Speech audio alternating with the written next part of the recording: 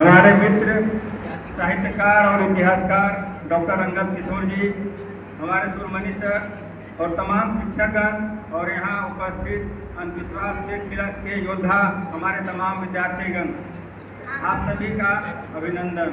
आप कविता धैर्य रखें इसके लिए। आज डॉक्टर नरेंद्र दाभोलकर के स्मृति दिवस के अवसर पर हम लोग जिसको कि राष्ट्रीय वैज्ञानिक चेतना दिवस के रूप में मनाया जाता है, उस अवसर पर हम लोग उपस्थित हैं उनके जीवन और कार्य से प्रेरणा लेने के लिए। हम उनका स्मृति दिवस मना रहे हैं, जन्म दिवस में, क्योंकि जन्म दिवस मनाना कोई मैं बड़ी बात नहीं समझता हो, कोई मनाने की चीज़ भी नहीं समझता।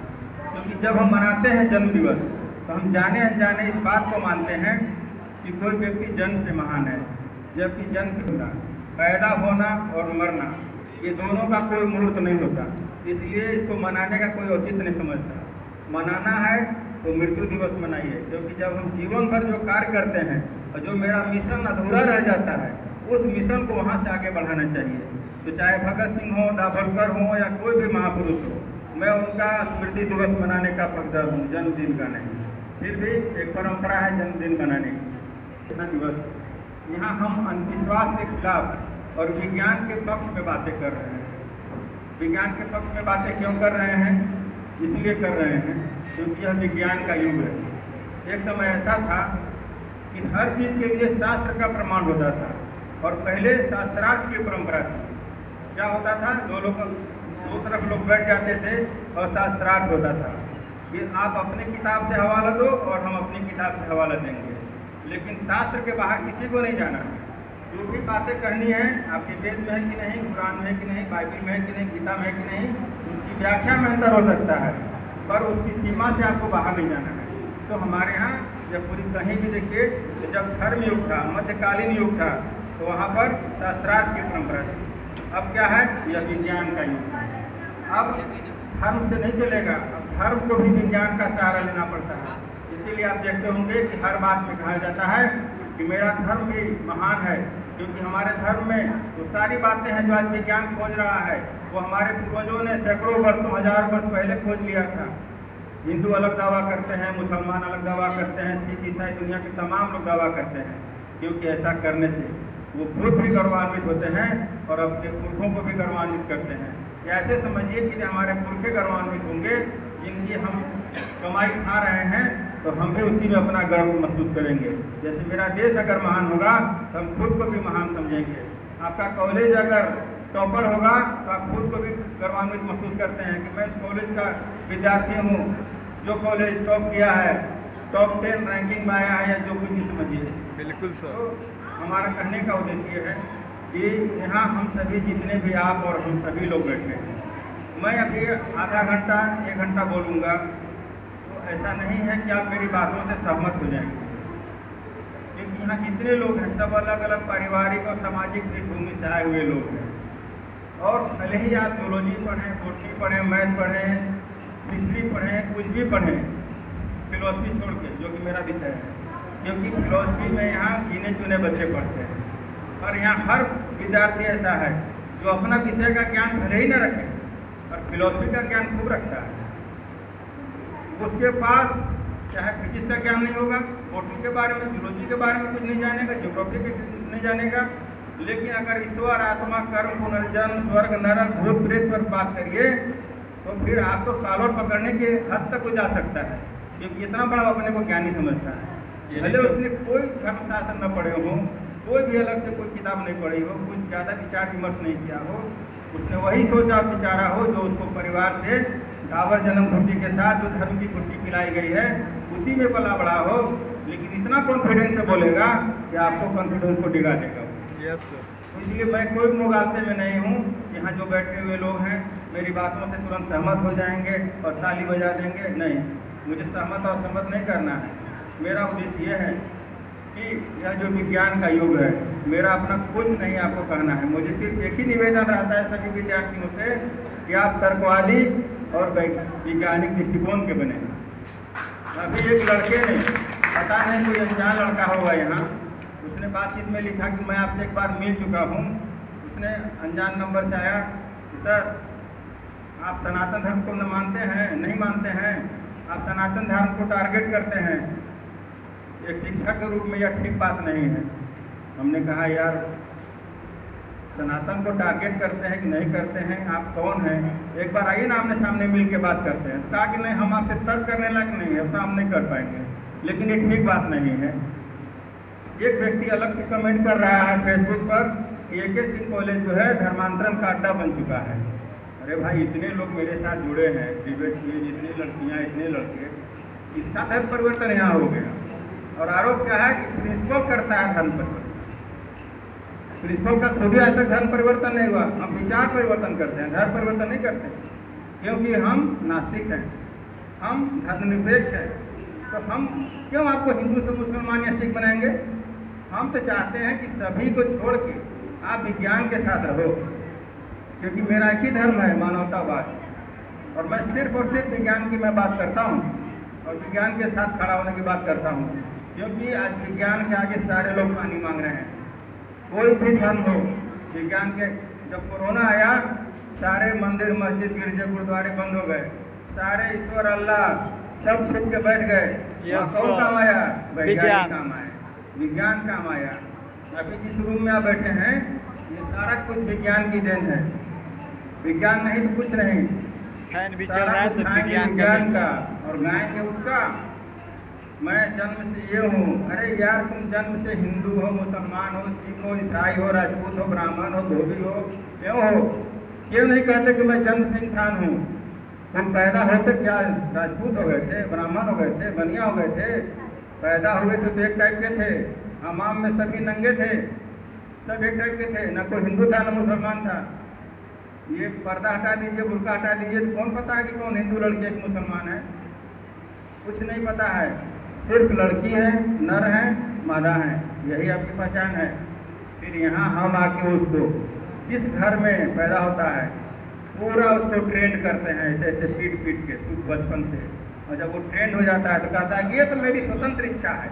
अरे आपकी कोई स्वतंत्र इच्छा नहीं है। आप बहुत तरीके से ब्रेन वॉश किए गए हो, आप मानसिक गुलामी के शिकार हो। और जब उसके खिलाफ कोई बोलेगा तो कहेगा कि भड़का रहा है, वह बिगाड़ रहा है, बरगला रहा है, ये आरोप लगता है। तो कबीरदास क्या बोले हैं? देखो संतो जग दौड़ाना, साँच कहे जग मारन धावे और झूठ कहे पतियाना। कबीरदास बोले यह देखो संतो, यह संसार बौरा गया है, साँच कहने पर मारने दौड़ता है और झूठ कहने पर पतिया जाता है। तो यही हाल पहले भी था, यही हाल आज भी है। तो हमें इतिहास से सीखना होगा। मैं आपको जो संबोधित कर रहा हूँ, अभी आपने देखा कि जैन जी ने देश को हिला दिया, आपके प्रदेश को हिला दिया। बूढ़ा सुबह कोट नहीं मानता, आप सुने होंगे ना। तो हमें बूढ़ों से कोई बहुत ज़्यादा उम्मीद नहीं रहती है। यही जो जैन जी हैं, आप लोग जो नए उम्र के लोग हैं, मैं चाहता हूँ एक शिक्षक के नाते, एक प्रिंसिपल के नाते, यदि मैं ठीक ढंग से आपको प्रेरित कर सका तर्क और विज्ञान के लिए, तो आप ही लोग समाज परिवर्तन के वाहक बनेंगे। और यह जो हुसैनाबाद और पलामू की धरती है, एक एक बच्चा जब 10 को प्रभावित करेगा तो फिर ये समाज परिवर्तन होगा। समाज परिवर्तन एक दिन का कोई चीज़ नहीं है। जैसे कोई बीज जब डालते हैं तो एक ही दिन में वृक्ष नहीं बनता, और जब बीज जब वृक्ष बनना शुरू होता है, अंकुर फूटते हैं, पता भी नहीं चलता। उसी तरह ये जो बातें यहाँ हो रही हैं, यदि ठीक से आपके दिमाग में बातें घुस गई, ये असर करेंगी, सब खत्म हो जाएगी सर। वो असर करेंगी तो धीरे धीरे फैलेगा, औरा बनेगा, और आज नहीं 10 साल बाद दिखने लगेगा। अभी तो दिखेगा, जिसे हम रोज रोज पढ़ रहे हैं, लेकिन पता नहीं चलता है। 2 साल बाद 4 साल बाद पता चलेगा। उसी टाइप से ये असर करेगा। इसीलिए मेरा कहना है कि आप लोग, मैं आज इसीलिए मैं विज्ञान की बातें कर रहा हूँ और अंधविश्वास के खिलाफ, ताकि आप उस दृष्टिकोण को पकड़ें। विज्ञान पढ़ना और वैज्ञानिक दृष्टिकोण अपनाने में अंतर है। तो जरूरी नहीं कि विज्ञान पढ़ने वाला व्यक्ति वैज्ञानिक दृष्टिकोण का हो और हिंदी पढ़ने वाला वैज्ञानिक दृष्टिकोण का न हो। वैज्ञानिक दृष्टिकोण कबीर कौन सा पढ़े थे उस समय? साइंस, फिर भी वैज्ञानिक दृष्टिकोण थे। उनसे भी हजारों वर्ष पहले चार्वाक दार्शनिक हुए हैं, इन्होंने भारत में वैज्ञानिक दर्शन की नींव डाली। ओशो ने कहा है कि भारत यदि सदियों से गुलाम रहा तो इसलिए कि उसने उसने चार्वाक दर्शन की बात नहीं मानी। आज जो पश्चिम में जो विज्ञान का उदय हुआ वो किस लिए हुआ? क्योंकि उसने भौतिकवाद को अपनाया और हमने क्या अपनाया? अध्यात्मवाद। कौन सा अध्यात्मवाद? शंकराचार्य का वेदांत, और उसमें भी क्या? अद्वैत वेदांत, जो कहता है कि ब्रह्म सत्यम जगत मिथ्या जीवो ब्रह्मैव नापरः। एकमात्र ब्रह्म ही सत्य है, यह जगत झूठा है, मिथ्या है, और जीव और ब्रह्म एक है। अरे भाई, जो संसार हमको दिख रहा है, दिन रात जिसमें हम जी रहे हैं, मर रहे हैं, तमाम लोग उठ रहे हैं, बैठ रहे हैं, वह मिथ्या हो गया। और जो ब्रह्म दिखता ही नहीं है, आप उसको कहते हो कि एकमात्र वही परम सत्य है। यह संसार जो है व्यवहारिक सत्य है, वह ब्रह्म परमार्थिक सत्य है। तो जिस समाज की नींव इस फिलॉसफी पर टिकी होगी, वहाँ बाबागिरी का उदय होगा, बाबाओं से बाबा लोग फैलेंगे, और जहाँ विज्ञान होगा वहाँ जीवन में ये सब खुशहाली आएगी, हरित क्रांति आएगी, श्वेत क्रांति आएगी, और तमाम तरह की क्रांतियाँ होंगी। आज विज्ञान का युग है, हम कितने वैज्ञानिक को जानते हैं, कितने वैज्ञानिक का फोटो हमारे घरों में है, लेकिन घर घर में जाइए तो एक से एक बाबा का फोटो, एक से एक मिलेगा। क्यों भाई? इसको क्या बोलेंगे? इसको कृतज्ञता बोलते हैं, इसको ठेठ भाषा में नमक हरामी बोलते हैं। खाएंगे हम आपका और गाएंगे उसका, क्या हुआ यार? नमक हरामी सर। मैंने एक बार पहले भी बताया था, एक बार मेरी चाची थी, बीमार थी, रांची हम लोग लेके गए थे हॉस्पिटल में, उनका इलाज हुआ। इलाज होने के बाद इलाज में पैसा दिए चाचा जी, देखभाल में है मेरे पिताजी, और मैं भी इलाहाबाद से आ गया था, वहाँ रांची चला गया। सब हम लोग देखभाल किए, इलाज किया। शोभा चक्रवर्ती डॉक्टर ने ऑपरेशन किया, और जब ठीक हो गए तो बोले कि बाबू प्रसादी चढ़ाएला है लोग पलना जगह भखले ली। ठीक हो गई उसके चलते, और बाकी थी वहाँ। शोभा चक्रवर्ती इलाज नहीं करती, पैसा आपको नहीं मिलता, चाचा जी नहीं देते, तो जाती वहाँ, कितने लोग बिना इलाज के मर जा रहे हैं, तो इसको क्या बोलेंगे? यही मेरा जो दृष्टिकोण है ना, इसी के चलते आज हम लोग यहाँ हैं। इसी दृष्टिकोण को बदलना है, हमें यथार्थवादी दृष्टिकोण का होना होगा, रियलिस्टिक अप्रोच रखना होगा। रियलिस्टिक अप्रोच मतलब साइंटिफिक अप्रोच, तब जाके बात बनेगी। तो हम डॉक्टर नरेंद्र दाभोलकर की बात करना चाहते हैं। देखिए, आप लोग अगर ठीक से आप लोग ये काम कर सकते हैं, जितने जो पोस्टर हैं, इस पोस्टर का फोटो खींचिए थोड़ा, यार AK सिंह कॉलेज जपला या लिखवा देते सब पे, उसको टाइप करके, और उसको फोटो खींच के आप लोग स्टेटस में भी लगा सकते हैं, AK सिंह कॉलेज जपला खुद से भी लिख के। इससे भी प्रचार प्रसार होगा आपके कॉलेज का और उस बात का, विचारधारा का जो आप करने आ रहे हैं। तो हम इस तरह से एक छोटा सा योगदान अंधविश्वास को दूर करने में कर सकते हैं।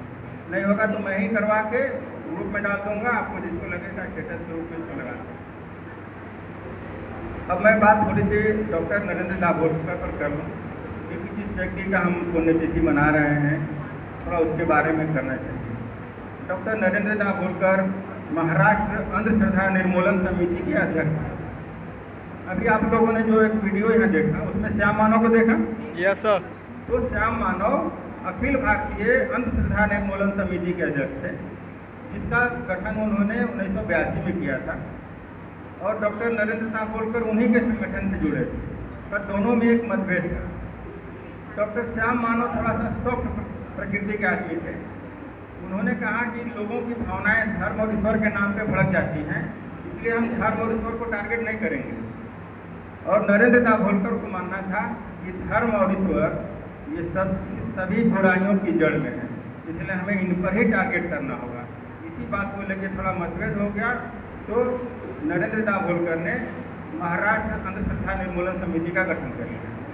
अब ये जो नरेंद्र दाभोलकर जो बातें बोल रहे हैं कि धर्म और ईश्वर को हमको टारगेट करना होगा क्योंकि जड़ में यही है, यही बात महापंडित राहुल संकीर्तन ने भी कही है कि धर्म और ईश्वर गरीबों के सबसे बड़े दुश्मन हैं। राहुल संकीर्तन तो बहुत पहले मर चुके 1963 में, लेकिन वह भी उतने ही बड़े रेसलिस्ट थे। आप जैसे बहुत सारे लोगों ने तुम्हारी 6 पुस्तक पढ़ी है उनकी, और उसमें देखे ना, तुम्हारे समाज की 6, तुम्हारे धर्म की 6, तुम्हारे भगवान की 6 है ना चैप्टर, तो वो भी उतने ही बड़े रेसलिस्ट थे। उनका तो साफ साफ कहना था कि ईश्वर मनुष्य का मानस पुत्र है, मतलब ईश्वर ने हमको पैदा नहीं किया, बल्कि ईश्वर हमारी कल्पना की उपज है। और धर्म और ईश्वर सबसे बड़े शोषण के औजार हैं। इसी के नाम पे यहाँ जो धूर्त लोग हैं आपको बेवकूफ़ बनाते हैं, उल्लू बनाते हैं और आपका शोषण करते हैं। इसलिए इनसे बचिए। आपके आंखों से कुछ दिखाई देता तो नहीं दिखाई देता, तो आप क्यों किसी के बहकाव में इतना आ जाते हो? तो अभी मैंने आपको बताया नरेंद्र दाभोलकर और श्याम मानव। अब आप श्याम मानव कैसे बने, अंधश्रद्धा के खिलाफ कैसे हुए? उन्होंने कहा कि जब मैं एमए कर लिया, बहुत जगह मैं डिबेटिंग सोसाइटी में जाता था, मैं डिबेट करता था, कई सारे विषयों का जानकार था, बहुत जगह भाषण देता था और तर्क में मैं हर जगह जीता था। फिर भी मैं बहुत बड़ा अंधविश्वासी था। मैं भूत प्रेत से लेकर तमाम चीज़ों को मानता था। बाबू आप लोग कृपया शांति बनाए रखें और ध्यान दें। और जब 1980 के आसपास एक बार उनको यही किताब पढ़ने को मिल गई। ये है अब्राहम टी पौर। ये भारतीय मूल के हैं लेकिन ये श्रीलंका में रहे थे।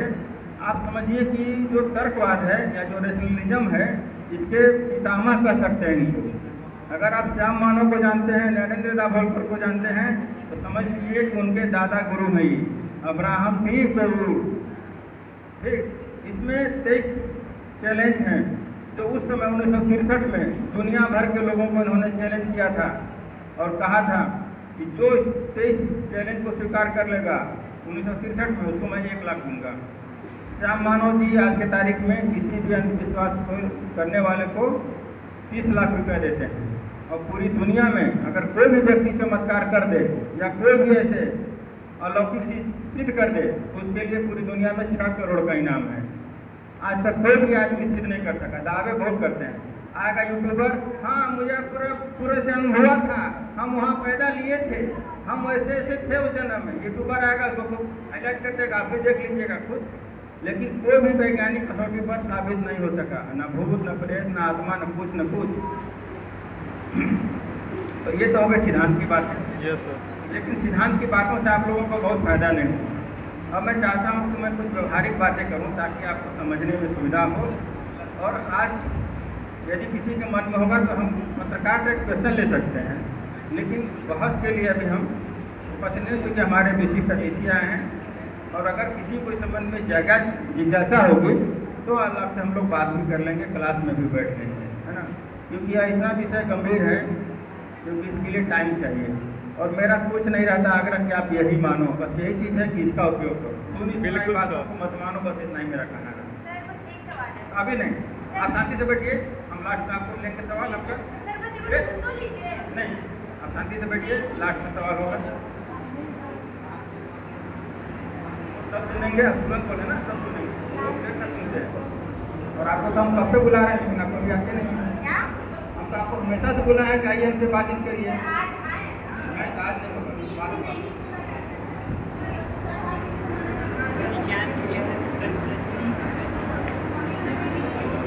हेलो, देखिए हमारे समाज में यदि हमसे पूछिएगा, मैं अपना मत बता रहा हूँ, इस देश में निरीश्वरवाद की भी बहुत लंबी परंपरा रही है। मतलब ईश्वर को नहीं मानने वालों की भी नहीं, बहुत लंबी परंपरा रही है। हमारे लाइट ऑफ एशिया किसको कहा जाता है? एशिया का प्रकाश गौतम बुद्ध को कहा जाता है।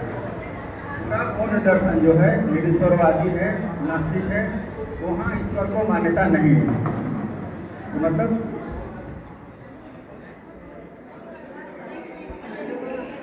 सुनेंगे तभी बोलने में मजा आएगा। वक्ता को कब लगता है? जब आप ध्यान से सुनेंगे। यदि शोरगुल करेंगे, आपस में ज़्यादा गपशप करेंगे तो उसके लिए बहुत टाइम लगेगा। कोई जरूरी है कि जो मैं बोल रहा हूँ हर समय उस पर एक कमेंट पास किया जाए? अरे ध्यान से सुन लीजिए, बाद में फिर आपस में समीक्षा करिएगा कि सर सही बोले थे कि गलत बोले थे। मैं कहाँ दावा कर रहा हूँ कि मैं जो बोल रहा हूँ यही अंतिम सत्य है। मैं जो जानता समझता हूँ सत्य, मैं आप तक उसको पहुँचाने का प्रयास कर रहा हूँ। मैं इसी क्षेत्र का निवासी हूँ, मेरी भी पैदाइश इसी भूमि में है, इसलिए मैं जानता हूँ कि किस तरह के यहाँ विचार प्रचलित हैं। तो मैं चाहता हूँ कि एक दूसरे तरह के विचार से आपको अवगत कराया जाए। जैसे देखिए, ये जो मैगजीन है, मैगजीन में बहुत सारी बातें बहुत विद्यार्थी ले गए होंगे। पता नहीं कितनों ने पढ़ा है, बहुत कम लोगों ने पढ़ा होगा। पढ़े हैं सर। तो आप देखेंगे कि हमारे यहाँ ध्यान के बारे में और समाधि के बारे में सैकड़ों तरह के मत प्रचलित हैं और एक से एक बहुत बड़े बड़े बाबा ध्यान के नाम पर और समाधि के नाम पर ही बहुत बड़े बन गए। लेकिन यहाँ के शुरू इधर ध्यान के बारे में जो मैंने विचार दिया है एक मूर्ति का, वो भारत के ही थे और वो वर्ल्ड फेमस थे। ध्यान के बारे में सबसे अलग विचार है जो वो लोग के देखे तमाम लोगों से अलग है, क्योंकि इनको गुरडम नहीं फैलाना था, इनको बाबा नहीं बनना था, किसी को चेला नहीं बनाना था। इसीलिए इन्होंने बहुत ही ध्यान के बारे में जो इन्होंने सही विचार दिया है उसको मैंने लिख दिया ताकि आपको सुनी सुनाई बातों से अलग विचार मिले। लास्ट में इधर मैंने समाधि के बारे में दिया है। समाधि के बारे में भी बहुत कुछ पढ़िएगा, योग दर्शन और कहाँ कहाँ के नाम। अब आइए, आपको लगेगा कि मैं जो बोल रहा हूँ यार ये तो शर्ट पैंट वाला आदमी बोल रहा है, तो इसकी बातों को क्यों इतना गंभीरता से लेना है। ये देखिए मेरे हाथ में किताब है योग के नाम पर मायाचार। गायत्री मंत्र को सुने होंगे आप लोग। Yes sir. उसी गायत्री मंत्र को बहुत ज़्यादा महत्व देने वाले थे पंडित श्री राम शर्माचार्य, जो हरिद्वार में इनका शांति कुंज आश्रम है और गायत्री परिवार नामक संगठन इन्होंने बनाया है। तो मैं उनकी बातों को कर रहा हूँ। इस किताब में है योग के नाम पर मायाचार। इसमें बहुत तरह की बातें बताई गई हैं, मतलब एक से बाबा तांत्रिक ज्योति अंजलि क्या है सब तरीका है, सारी बातें ही हो जाएंगी। कंप्यूटर रूम में भी कर लेना थोड़ा। कहने का मतलब ये है कि आप अभी तक स्वाभाविक है इस उम्र में इतना आप लोगों पर प्रेशर है नौकरी का, रोजगार का, इस सबका, कि आप लोगों को बहुत ज़्यादा पढ़ने के लिए टाइम नहीं मिल पाया है अपने कोर्स के अलावा। लेकिन ऐसा मत सोचिएगा कि अपने गांव घर से परिवार से जो आपने सीखा है वही अंतिम सत्य है। बहुत तरह के विचार हैं, बहुत तरह के मत मतांतर हैं दुनिया में। तो इसीलिए तुरंत मत मान लीजिए, न उनकी न इनकी और न मेरी। हम चाहते हैं कि आप खुद से स्वद विवेक का प्रयोग करें, पर उससे पहले कई स्रोत से पता लगाएं, सभी मत मतांतर को समझें, तब फिर अपना एक मत बनाइएगा, अपना निष्कर्ष निकालिएगा। लेकिन पूर्वाग्रह से ग्रस्त मत हुए। वैज्ञानिक दृष्टिकोण का मतलब यही है विज्ञान पढ़ना नहीं, उसको रटना नहीं। जैसे मेरी बेटी है 8-9 साल की, तो उसको नानी ने बताया था कि भगवान इंद्र भगवान जो है वर्षा कराते हैं। जब एक दिन किताब पढ़ रही थी तो किताब में वाष्पीकरण और पानी बरसने का कारण लिखा हुआ था इंग्लिश में। तो बोले कि पापा इसमें तो वेपराइजेशन के बारे में लिखा हुआ है कि वाष्पीकरण होता है, फिर ऊपर जाता है, फिर वहाँ से घनीभूत होकर सब पानी गिरता है। तो किताब में तो ऐसे लिखा है और नानी तो ऐसे बता रही थी कि इंद्र भगवान कराते हैं। तो हमने कहा कि अब तुम सोचो कि तुम्हारी नानी ज़्यादा विद्वान है, ज़्यादा पढ़ी लिखी है, कि इस किताब को लिखने वाला होगा, कि साइंटिस्ट होगा, तो कैसे होता है। यदि मैं भी उसमें कह देता, उसी माइंड का होता, मैं कहता था कि नहीं नहीं, अरे छोड़ो ना, किताब तो परीक्षा में लिखने के लिए है, इसको पढ़ के परीक्षा में लिख देना और मानना वही जो नानी बोली है। तो क्या होता, हमारा 2 प्रकार का व्यक्तित्व होगा। एक बस सानिया कुमारी, एक मंच पर भाषण देने के लिए और एक वास्तविक जीवन जीने के लिए। यहाँ ज्योग्राफी के भी कई विद्यार्थी हैं। ग्रह नक्षत्र लगता है ना, अमावस्या पूर्णिमा चंद्र मतलब ग्रह लगता है। तो आप जो भूगोल की किताबों में पढ़ते होंगे उसमें ग्रहण के बारे में कुछ हो रहा है, और हम जो करते हैं ग्रहण में क्या होता है, ग्रहण लगेगा तो खाना नहीं, तो पानी नहीं पीना है, तो उसके ग्रहण की समाप्ति के बाद जाके नहाना है नदी में, कुआं पर, उसके बाद चावल छूना है, इसके बाद चावल को फिर ऐसे व्यक्ति को दे देना है जो कि वह व्यक्ति ही नहीं है। आपको तो बहुत कुछ हो जाएगा, लेकिन ऐसा व्यक्ति उसको कुछ नहीं होगा, क्योंकि वो निचली जाति का व्यक्ति है जिसका नाम डोम है। आप सारा पाप उसको दे दीजिए, वो खा के सारा पाप आपका लेके घूमते रहे। तो हम किस टाइप के लोग हैं सोचिए। तो हमारी किताबों में जो है विज्ञान को हम क्यों पढ़ते हैं, ताकि उससे सीख के अपने जीवन में उतारें। इसलिए नहीं हम किताबों को पढ़ के और टॉप करके और नौकरी पा जाएं और बाकी जो चीज़ है जो करते रहें, इसलिए नहीं है। तो इसीलिए कहा जाता है कि ये पढ़ा लिखा है। पढ़ा लिखा का क्या मतलब कि जो सदियों से चला रहा है उसी को ढोएंगे, नहीं, जो सच है उसको मानेंगे, हम सच के साथ रहेंगे। लेकिन जब आप सच के साथ होंगे तो आपको बहुत तरह का विरोध झेलना पड़ेगा। सबसे पहले परिवार से ही विरोध झेलना पड़ेगा, क्योंकि आपकी माँ, जैसा कि मुन्ना जी ने बताया, आपका परिवार दूसरे मत का है, ये भी सोचता है कि तो मेरा बच्चा है, बहुत ज़्यादा काबिल हो गया, मैंने इसको पैदा किया है तो इसको मेरी बात माननी चाहिए। तो इस तरीके से अंधविश्वास फैलते रहता है, उसको हमको ब्रेक लगाना होगा। और आप जैसे युवा पीढ़ी हो उसको ब्रेक लगा सकते हैं। हेलो, अरे बाद में चर्चा करने का समय है जी। जितना हम बोल रहे हैं मेरा मुंह दुखा रहा है, गला सूख रहा है, किस लिए? आप लोग इतना दूर से क्यों आए हैं? सुनने के लिए। थोड़ा सा सुन लीजिए, बाद में सूचना कर लीजिएगा आपस में, भूल जाएगा तो भूलने दीजिए। देखिए, ईश्वर के बारे में मैंने कहा एक बहुत बड़ी परंपरा रही है पूरी दुनिया में। तो ईश्वर को भी मानते हैं और नहीं भी मानते हैं। गौतम बुद्ध, महावीर स्वामी, आपके भगत सिंह ईश्वर को नहीं मानते थे। बाकी तो मानने वाले भी बहुत हैं, लेकिन इस बात से भी तय मत करिएगा कि जो भीड़ मानती है, जो बहुमत मानता है वही सच होता है। कोई जरूरी नहीं कि जो बहुमत का मत हो वो सही हो।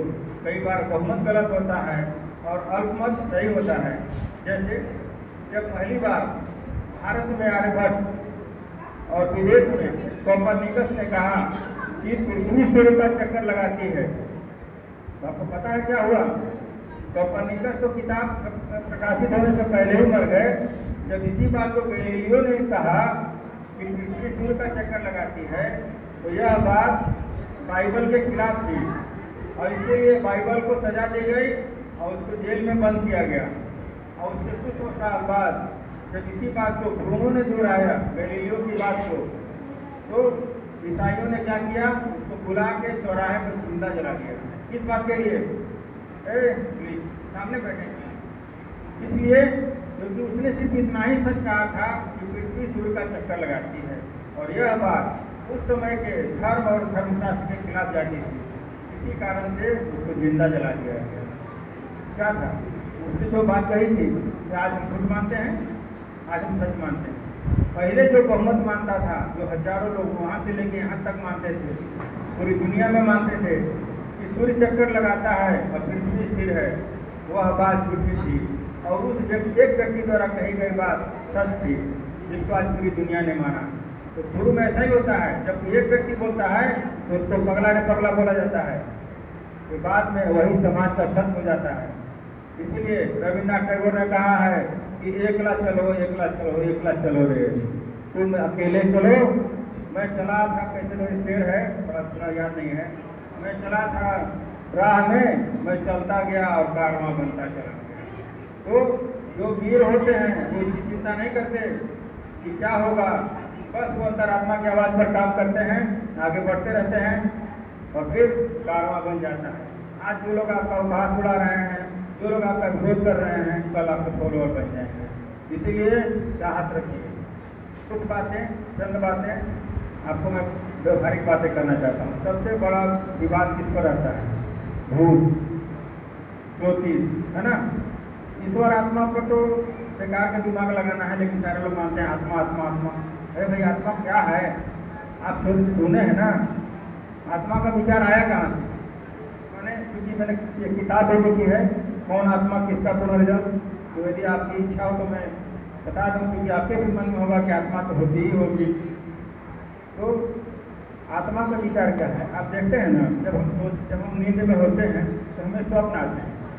स्वप्न आते हैं तो क्या होता है? हमारे जितने भी जिंदा और मरे हुए रिश्तेदार या परिचित लोग हैं, सपने में आते हैं ना। Yes sir.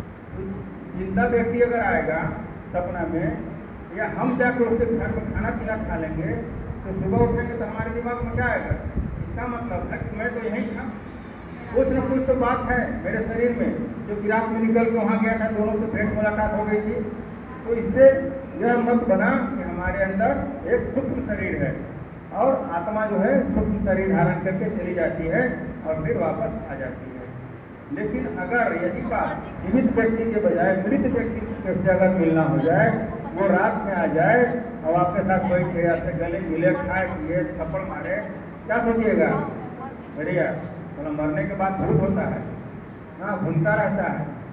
या दुश्मन अगर आपको दौड़ा ले, जिससे आपको दुश्मनी थी, तब सोचिएगा कि चला भूत होता है, रात में वही दुश्मन जो था मेरा दौड़ा रहा था ना, वही बार बार गिर जा रहा था ना, भाग नहीं पा रहा था ठीक से। भूत होता है ना नींद में, जितने तेज भागने का प्रयास करिएगा बार बार गिर। तो इस तरीके से आत्मा का विचार आया। क्यों? और क्या था? आत्मा ही परमात्मा है। यथा पिंडे तथा ब्रह्मांडे, मतलब जो पिंड में है वही ब्रह्मांड में है, जो व्यक्ति में है वही संसार में है। कहाँ से आया? जो आत्मा है वही परमात्मा है। आत्मा, इस शरीर से अलग आत्मा की अवधारणा क्यों करनी पड़ी? क्योंकि हम मानते हैं कि यह शरीर जो है भौतिक है, जड़ है। इसके अंदर जो भी, जिसे हम अभी मर गए, मरने बाद तो सब कुछ ऐसा ही रहता है। तो फिर सोचता है कि क्या था आखिर कि अभी जो आदमी हंस रहा था, खेल रहा था, हार्ट अटैक आया और चल गया तुरंत। तो सोचते कि इसका मतलब है कि इसके शरीर के अंदर कोई न कोई चीज थी जो निकल गई, जिसके कारण से मर गया। तो उसको नाम दिया गया आत्मा। बहुत से लोग ऐसे हैं, खोज किए हर चीज, आत्मा का वजन ले लिया गया, आत्मा का वजन ले लिया गया, पूरा दुनिया का अखबार में छप गया, आत्मा का वजन 21 ग्राम। ऐसे भी झूठ फैलाए गए दुनिया में। आत्मा पर रस्सिया में प्रयोग किया गया, आत्मा कांच के शीशा तोड़ के निकल गई। ये सारी खबर झूठी है। ये सब कुछ नहीं। आप किसी भी प्रमाणिक स्रोत पर जाएंगे तो ये सब झूठ फैलाए जाते हैं अखबारों द्वारा। तो आत्मा, आप देखिए, फिर पूछेगा क्या सर आप बात करते हो? दूसरे बड़े बड़े लोग मानते हैं, विवेकानंद जी बोल के गए, फन्नानंद जी बोल के गए हैं, और आप तो कि बोलते हो कि आत्मा नहीं। तो भैया आप बताओ, चार्वाक दर्शन के रचयिता कौन है? बृहस्पति ऋषि। बृहस्पति ऋषि कौन थे? देवताओं के गुरु थे। वो तो आत्मा को नहीं मानते। गौतम बुद्ध शाश्वत आत्मा को नहीं मानते, पुनर्जन्म को मानते हैं। ईश्वर को नहीं मानते, शाश्वत आत्मा को नहीं मानते। तो हम किसको माने? कौन सही है, कौन गलत है? दुनिया में यहाँ से लेके दुनिया में एक से थिंकर पैदा हुए, कोई कहेगा ऐसा है, कोई कहेगा वैसा है, कोई कहेगा। आप देख लो, हिंदू में पुनर्जन्म है, बौद्ध में पुनर्जन्म है, यहाँ अगर कोई मुस्लिम हो देख लो, ईसाई में पुनर्जन्म नहीं है, मुसलमान में पुनर्जन्म नहीं है, पूरे कम्युनिटी में। क्यों? आपके भारत का कोई भी आदमी, बड़ा से बड़ा बाबा, यह नहीं कहेगा कि मैं मरने के बाद वहाँ और इस रूप में जन्म लूंगा, पुनर्जन्म लूंगा।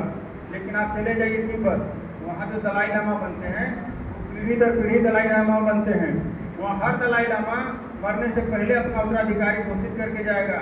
वह जो है यहाँ रहेगा, उस दिशा में वहाँ पर पैदा होगा, और फिर उसकी खोज होती है और अनुमान से हो लेते हैं। इसीलिए आप अगर गूगल करेंगे तो एक पंचेल नामा का विवाद हुआ था। पंचेल नामा याद कर लीजिएगा। विवाद हुआ था, वो कहा कि हम हैं असली दलाई लामा, दूसरा कहे कि हम असली दलाई लामा। तो भाई मेरा ये कहना है कि मुसलमान में और ईसाई में पुनर्जन्म होता नहीं, वहाँ किसी को पुनर्जन्म नहीं होता। वहाँ 40वां दिन से बनता है न्याय दिवस। हिंदू में पुनर्जन्म होता है, लेकिन बड़ा से बड़ा बाबा भी यह नहीं कहता कि मैं इस रूप का वहाँ लूँगा। लेकिन क्या कारण है कि तिब्बत में हर दलाई लामा जो कहता है कि बस मेरा उत्तराधिकारी वहाँ लेगा, ऐसा लेगा? क्या है? ये सब परंपरा है, संस्कृति का हिस्सा हो गया है। क्योंकि जो दलाई लामा नहीं बता पाएगा उसको लोग कहेंगे कि इसको तो बुझाता नहीं था। इसलिए प्रेशर में, समाज के प्रेशर में उसको झूठ बोलना पड़ता है। अपनी जो बातें बोलता है उसी से लोग अनुमान लगाते हैं, सोचते हैं कि चलो बता होगा पुनर्जन्म। तो ये हो गया इस पर आत्मा पुनर्जन्म। मैं संक्षेप में निपटा रहा हूँ, क्योंकि लंबा करेंगे तो शाम हो जाएगी। ये कई लोगों की जमाई आ रही है, भूख लगी होगी, ट्रेन छूट रही होगी, बस और टेम्पो सब छूट रहा होगा, इसलिए मैं जल्दी जल्दी उसको निपटा रहा हूँ। फिर एक होता है ज्योतिष। तो ज्योतिष विद्या ऐसी है, इसमें बहुत विवाद है। कुछ लोग कहते हैं ज्योतिष विज्ञान है। सीधी सी बात है, अगर आपको मेरी या किसी ऐसे व्यक्ति की रचनित की बातों पर विश्वास नहीं है तो आपको अगर ठगाना मंजूर है तो आप ठगवाइए। लेकिन ज्योतिष एक फ्रॉड विषय है, ठीक है? क्यों? क्योंकि उसमें जो 9 ग्रह होते हैं, 9 ग्रह में देखिए कौन कौन होता है। सूर्य को ग्रह माना गया है। आप लोग भूगोल पढ़े लिखे लोग नहीं पढ़े लिखे हैं, क्या पता है? भूगोलिक ग्रह है तो सूर्य ग्रह है, तारा होता है। चंद्रमा को ग्रह माना गया है, चंद्रमा उपग्रह होता है। पृथ्वी जो ग्रह है जिसपे हम जिंदा हैं, हम रहते हैं, उसको ग्रह में गिना ही नहीं गिना। जिसका सबसे ज़्यादा प्रभाव पड़ेगा तो पृथ्वी का पड़ेगा मेरे ऊपर, लेकिन उसको ग्रह में शामिल ही नहीं किया गया है। राहु के तो ग्रह होते नहीं हैं। ठीक, मेरा कहना है कि अगर आपको कोई चीज़ कहा जाएगा कि यहाँ पर ये कुर्सी को हम बोल देंगे कि हाथी है, तो आप कहेगा ना सारे लोग मिलकर कि पागल है आदमी, क्योंकि सामने दिख जाएगा। लेकिन हम बोल देंगे कि हम रात में हम हाथी आया था और खिड़की से मैंने घुसते हुए देखा था, थोड़ा सा शक करेंगे, कहेंगे दिमाग खराब होगा, लेकिन मान भी लेंगे हाथी आ गया होगा, हाथी का भूत आया होगा। 5 बार 10 आदमी बोल देंगे इस तरह के, तो दिमाग में कंफ्यूजन आ जाएगा, मानने लगी हो भी सकता है। तो इसी तरह से बात करें, आपको दिखा रहा था ऊपर, क्यों? क्योंकि आपको बेवकूफ तभी बनाया जा सकता है जब बताएं ऊपर के जो ग्रह हैं वो शनि आपको वक्र दृष्टि से देख रहे हैं। अभी आपके उसमें वो जो है खुद आके बैठ गए, और बृहस्पति आपके छाती पर बैठ गए ना, चंद्रमा आपके कमर पर बैठ गए, और सब मिलकर आपको दबाए हुए हैं। पृथ्वी वाला लेंगे तो पृथ्वी वाला कहेंगे तो पृथ्वी की छाती पर हम खुद चढ़े हुए हैं। तो चूंकि आपके छाती पर सिर पर चढ़ाना था और आपको दिखाना था कि आप उन्हीं के वजह से दबे हो, आपका ग्रह नक्षत्र भविष्य सब खराब चल रहा है, तो इसीलिए आपको उन लोगों को ग्रह बनाना पड़ा, क्योंकि आप ग्रह के चक्कर में फंस चुके हो। ये है संक्षेप में ज्योतिष की सफाई, मतलब शिक्षा। ज्योतिष पर मेरा एक बहुत लंबा लेख है, एक लेख मैंने 32 पेज का लिखा, तो पेपर वाले ने, पत्रिका वाले ने कहा कि मैं छाप नहीं पाऊंगा, फिर मैंने उसको 10 पेज तक कर दिया, तो छपा हुआ है मेरे पास, ये है मेरे यहाँ पर, किसी को पढ़ना होगा तो मैं उपलब्ध करा शीर्षक है ज्योतिष भूतों द्वारा मूर्खों के लिए। ठीक, इसका शीर्षक है ज्योतिष भूतों, फलित ज्योतिष। एक अंक ज्योतिष होता है, एक फलित ज्योतिष होता है। एक है फलित ज्योतिष भूतों द्वारा मूर्खों के। अब आइए भूत, सबसे बड़ा टॉपिक है भूत, क्योंकि भूत सबको दिन रात परेशान करता है। अरे भाई, पहली बात जब आत्मा ही नहीं होगा तो भूत कहाँ से आएगा? अच्छा, दूसरा है कि भूत, आप जानते हो कि सूक्ष्म शरीर, आप खुद कहते हो कि भूत सूक्ष्म शरीर के रूप में रहता है। आप फिर कहते हो कि मैंने भूत देखा है सफेद कपड़े में, जिन देखा है काले कपड़े में। वो कैसा भूत था? सूक्ष्म शरीर जो है, सूक्ष्म शरीर तो ऐसी सूक्ष्म है हवा की तरह, वो कपड़ा कैसे पहन लेगा? अब आपको दिख जाएगा, सोच के देखो। आपने आदमी का भूत देखा होगा, आज तक हाथी का भूत कोई देखा नहीं, कुत्ता का भूत देखा नहीं, का भूत देखा, गधा किसी का देखा? क्यों नहीं देखा? अब भूत में भी ज्यादा भूत आप लोग महिला का भूत पाएंगे, सफेद साड़ी। ये नहीं कोई कहेगा कि धोती कुर्ता में जा रहा था, इसमें भी विचार करिएगा ऐसा क्यों है। और अगर मुस्लिम में जाएंगे तो वहाँ आपको प्रेत मिलेगा एकदम काला, क्यों? वो लोग काला लिबास में रहते हैं, है ना। तो आप समझिए कि क्या इससे कोई कनेक्शन है उसका, और फिर आप उसका विचार करें। दूसरी बात है, आज हम जितना जिंदा लोग हैं उससे कई गुना मुर्दा लोग हो चुके। यदि भूत होते, भूत इतने ही शक्तिशाली होते ना, तो आज वो संगठन बना के घूम रहे होते, अदृश्य रूप में रहे होते, हम लोग में से जिसको मिलता मजाक कर थपा रहे होते पीछे से, ऐसे देखते रह जाते, फिर इधर से मारते रहते, दिन भर भी ठोकते रहते हम लोगों को, लेकिन कहीं कोई ठोकता नहीं है। अभी जो आप लोगों को हमने वीडियो दिखाया उसमें श्याम मानव थे, आचार्य प्रशांत थे, विकास देवकीर्ति थे, इन लोगों को मैंने क्यों दिखाया?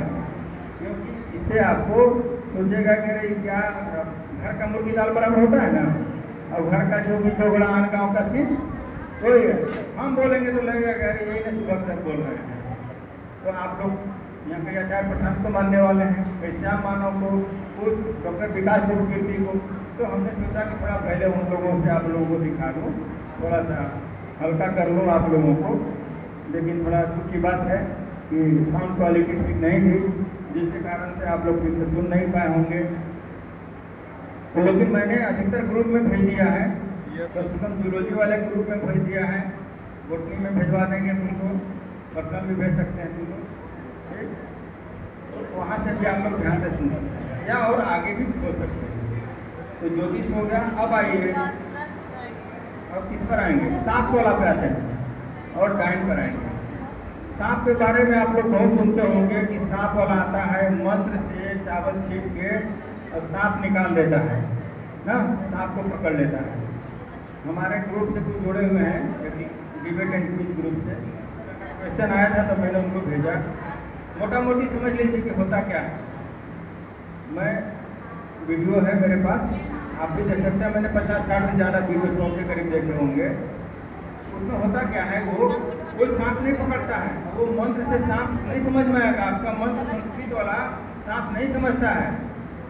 या आप बोलिएगा संस्कृत में, अब हिंदी में और अंग्रेजी में और उर्दू में वो आ जाएगा सांप, आपको आपकी भाषा समझ में नहीं आती है, तो आप मंत्र ठीक जंग आ जाएगा। उसमें लास्ट में वीडियो में ही पर्दाफाश किया गया, एक में एक व्यक्ति को और एक में 4-6 व्यक्ति जो थे उनके पास 10 से 12 सांप था, पूरे वीडियो में दिखाया हुआ है।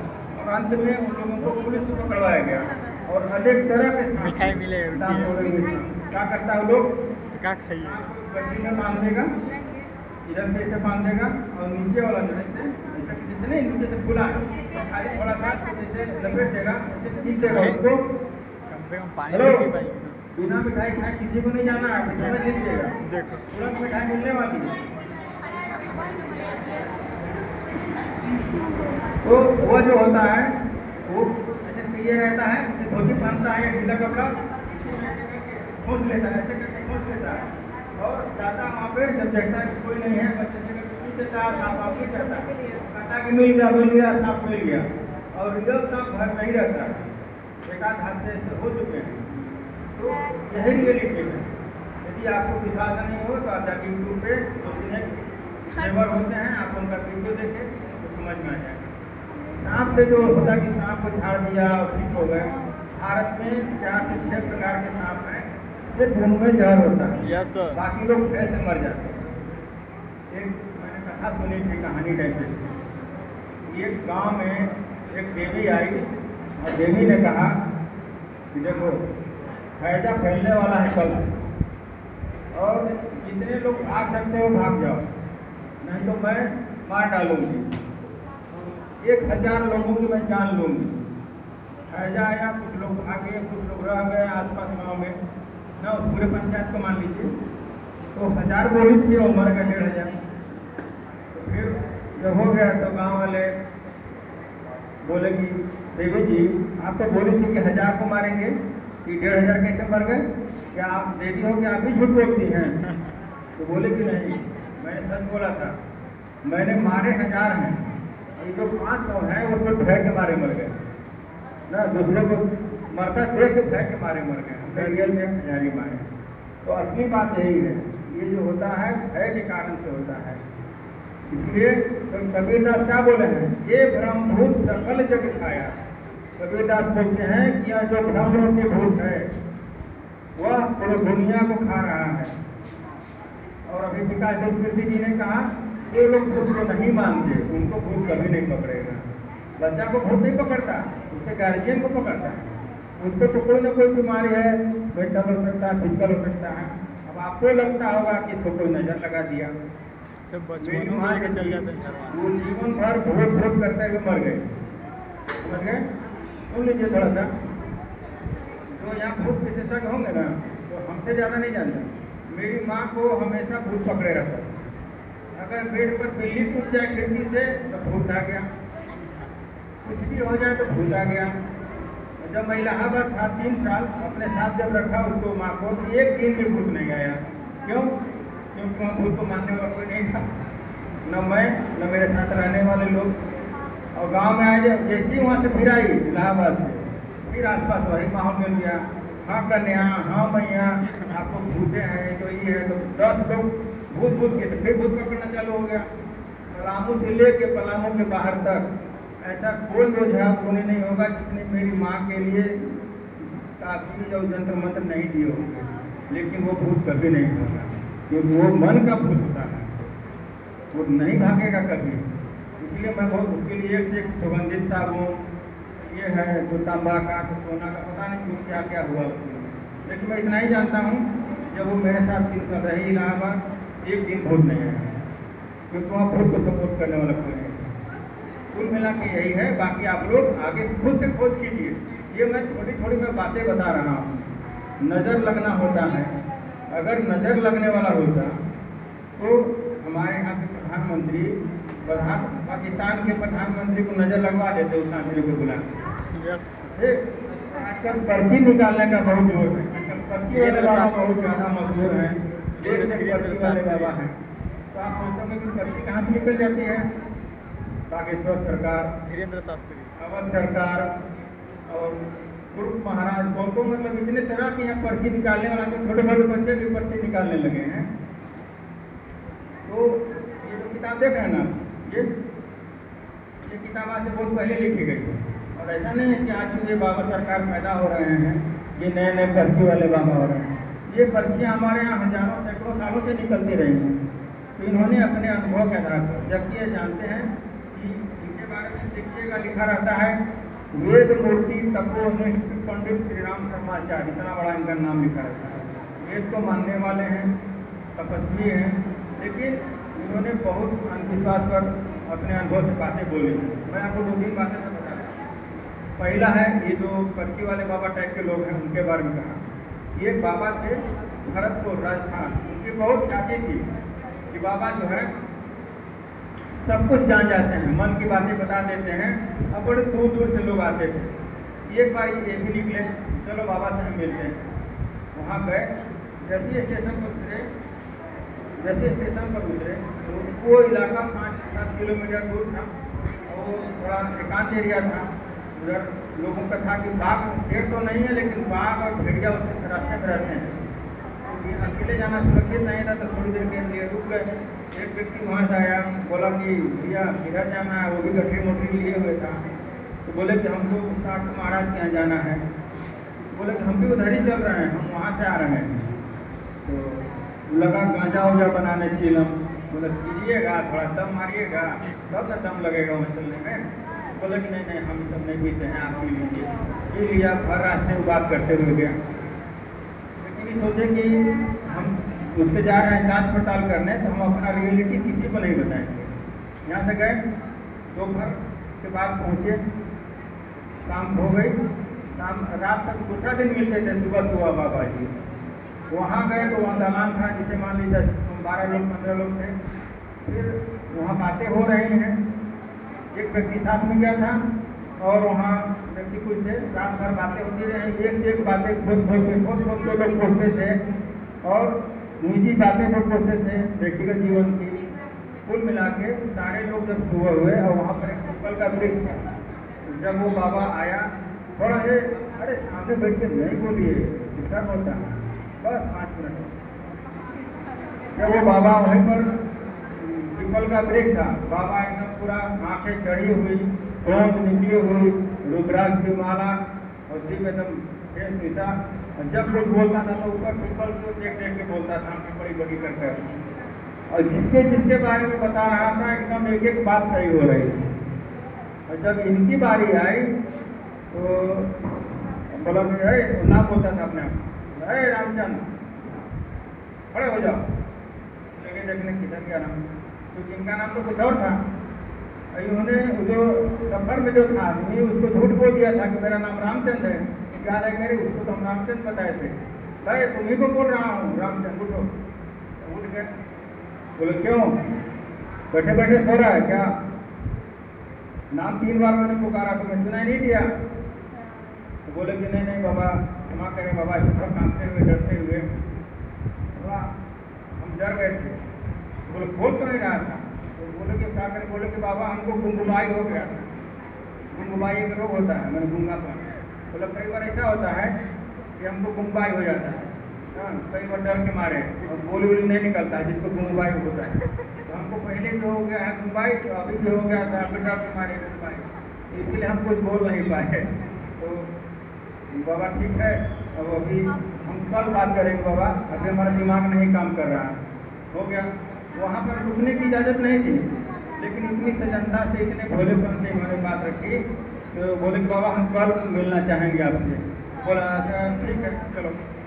जब वहाँ रुके ही तो सोचे कि यार ये तो हमको तो शक है कि 2 व्यक्ति रास्ते में आया था, मैंने उसी को नकली नाम बताया था और ये बाबा वही नाम बोल दिया और जो बताया था वही बातें बोल रहा है। तो कहीं इसका मतलब है कि उसी ने सब बताया, क्योंकि खोद के पूछ रहा था। बोले कि आज भर और रुक जाते हैं, तब इसका रियलिटी का पता चलेगा। तो फिर कहा कि ये रात भर रुक गए इजाज़त लेके, और देखिए वो कि बाकी सारे लोग चले गए, लेकिन जो रात में 10-12 लोग थे उसमें से 3 लोग वहीं रुके हुए थे। और यह जो व्यक्ति जिसके साथ ही आए थे, दूसरे दिन फिर एक व्यक्ति के साथ, 2 व्यक्ति के साथ आ रहा था। ध्यान दीजिए आप लोग, 3 व्यक्ति वहीं के वहीं थे। एक व्यक्ति फिर कुछ लोगों को पकड़ के लाया था।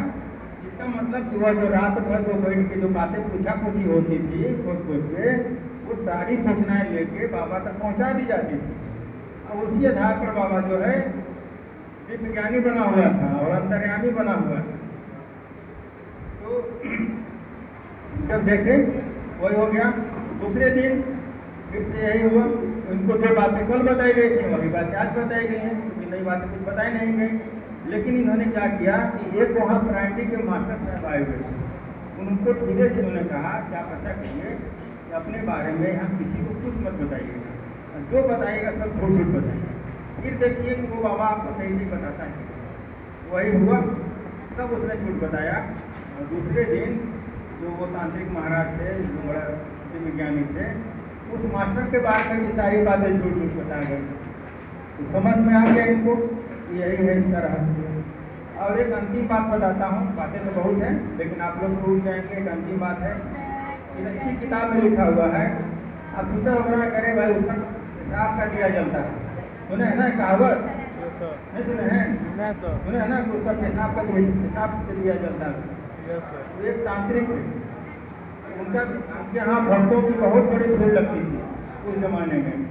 और करते क्या थे, वो जो पेशाब करते थे उस पेशाब से घी निकलता था और उस घी को जो मंच था उसके अगल बगल डाल के बाकी डाल कर जलाया जाता था। इसी से बहुत ज़्यादा भीड़ लगती थी। वाह, तो ऐसा व्यक्ति है जो एकदम दिव्य है, जिसका मूत्र भी दिव्य है, घी निकलता है ना।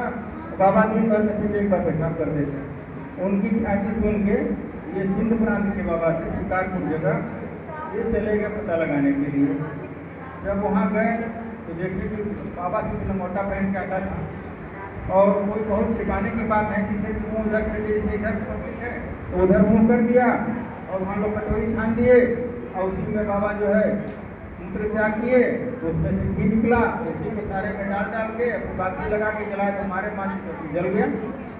भाई बोले कि इसमें तो कोई बहुत ज़्यादा छल कपट की गुंजाइश है नहीं, आखिर घी तो है, पर ये घी आ कहाँ से रहा, इसकी खोज करनी होगी। बोले कि बाबा देखिए हमारे योग मार्ग में बहुत रुचि है ना, और हम चाहते हैं कि आपके सानिध्य में रहते हम भी मार्ग करें ना, योग करें और आपके ज्ञान मैंने इस तरह के सिद्धि का लाभ उठाएं। तो इनके ज्ञान से, इनकी विनम्रता से, इनकी बातों से प्रभावित होंगे।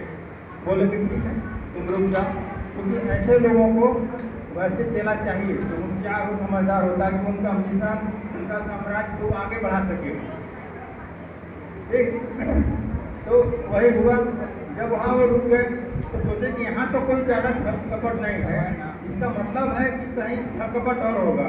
तो बाबा ने, ध्यान से सुन लीजिएगा इससे आपको, और यही मैं बात खत्म कर दूंगा। बाबा ने उनको अपने पीछे दे दिया एक रूम, ठीक है उस रूम में तुम रह लो। जब वे वहाँ रहने लगे तो देखा इन्होंने कि घूम घूम के कि कहाँ से मैं देखूँ कि बाबा बाहर तो कोई करिश्मा नहीं होता है, कोई छल कपट, भीतर क्या होता है। जब इन्होंने भीतर एक इसी तरह से था वेंटिलेटर से झांका तो देखा कि बाबा के रूम में आधा तक हम देख सकते हैं। सोचे कि अच्छा ठीक है, बाबा जब जाता है उसको पहले से हम लग जाते हैं, 2 घंटा से पर लटके हुए थे। ध्यान दीजिएगा आप लोग। जब वहाँ देखे कि बाबा जो है एक दिन बल्कि 2 दिन से लगे ना, एक दिन तो खुद भी छाने थे उसमें से, और सही हुआ माचिस मारे जल गया। फिर देखे कि बाबा जो है जाने से पहले वो बोतल निकाला, कटोरी में डाला घी, पिघला हुआ घी, और जो हठयोगी होता है, हठयोग जो होता है उसमें 1 से योगी क्रियाएं होती हैं। हठयोगी लोग क्या करते हैं, लिंग के माध्यम से पेशाब मतलब पानी खींच लेंगे, गुदाम मार्ग से पानी खींच लेंगे, कुछ लोग है नाक से पानी खींच के पूरा ले जाएंगे अंदर और फिर उसको बाहर निकाल देंगे। तो 1 से 1 हठयोग में क्रियाएं होती हैं। तो वो की हठयोग की एक क्रिया थी, वो क्या किए, कटोरी में निकाले घी पिघला हुआ और उसी में लिंग खींच के और उसको मोड़ के बांध दिए, अपना मोटा पहन के चल दिए। वहाँ गए, समझ गए जो घी का मामला है, बाबा ऐसे ऐसे करता है।